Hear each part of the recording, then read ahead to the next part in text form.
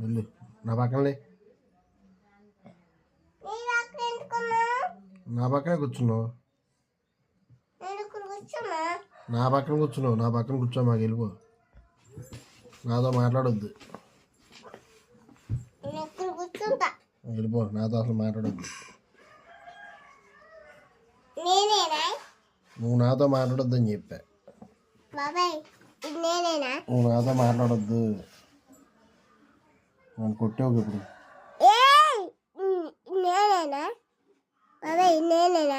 నువ్వు నాతో మాట్లాడొద్దు అన్న,